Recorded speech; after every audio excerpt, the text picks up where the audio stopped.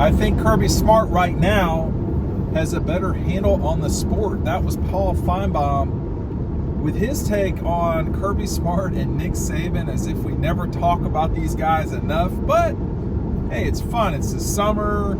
You know, got Kirk Herbstreit talking about the Dogs being behind Alabama and LSU earlier today. Ryan talked about that earlier. It's that time of year. It's talking season. I do think that right now what Paul is saying is probably accurate. And but those two are the best doing it today. It's just that Kirby's doing it better than Nick, and the proof's in the pudding. You know, in the last 2 seasons, Georgia's lost 1 game. That game was to Nick and Alabama. In the last 2 seasons, you know, Alabama's lost multiple games. You know, one of which was to Georgia. But it's for Alabama. There have been, just to me, way too many close calls lately, and I don't know if that's going to change. That's not something you just change overnight.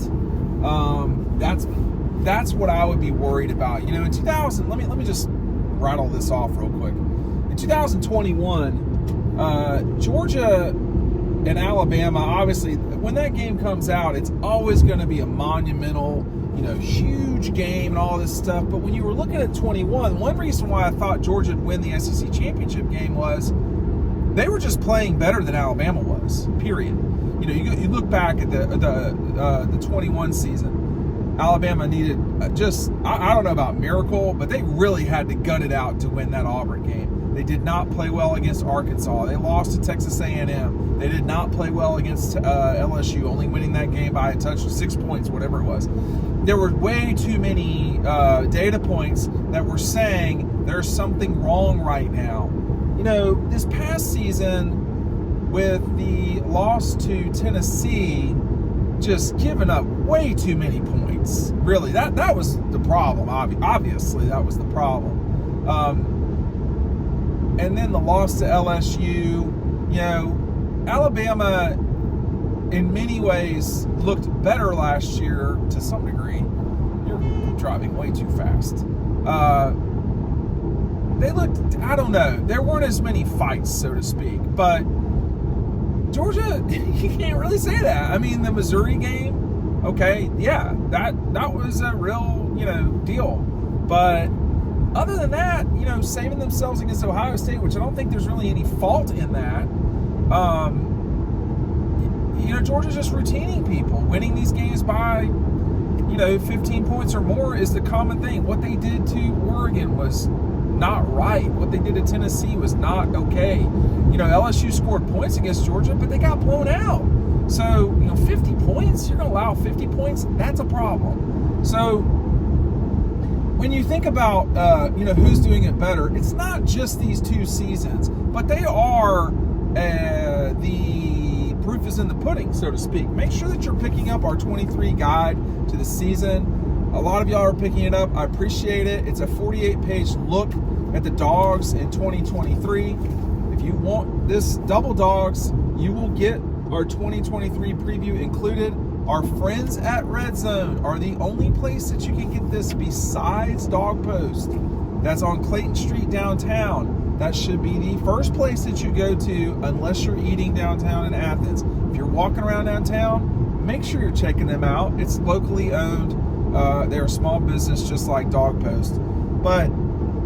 And they've always got the games on, by the way. Whether you're talking about, you walk in and the Braves are on, you know, Georgia, obviously during game days.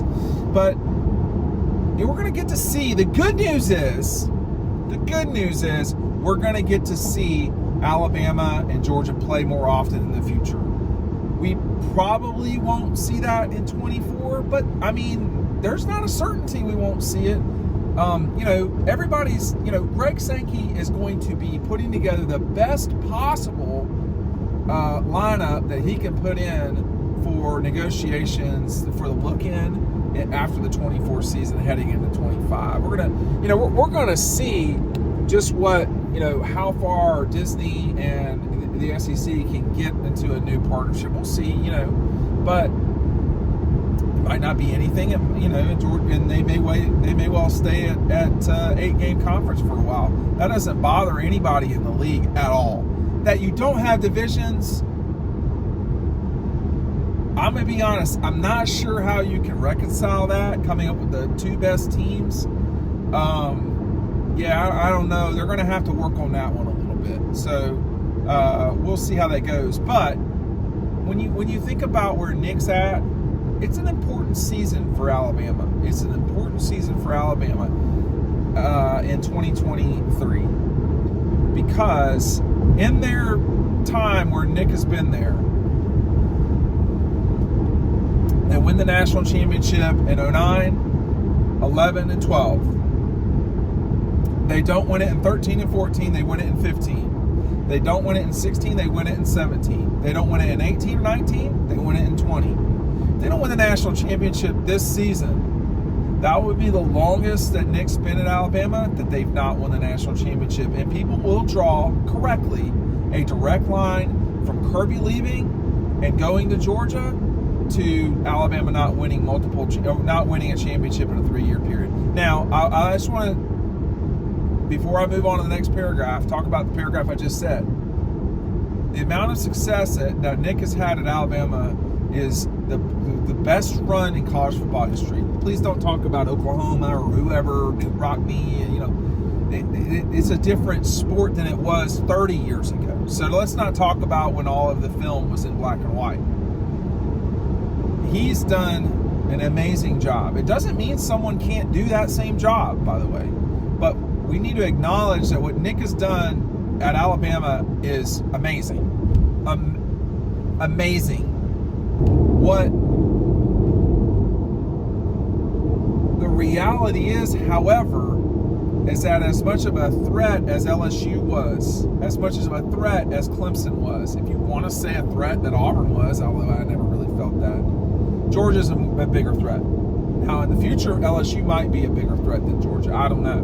But right now, no one's done what Kirby's done in the college football playoff era. We know that, right?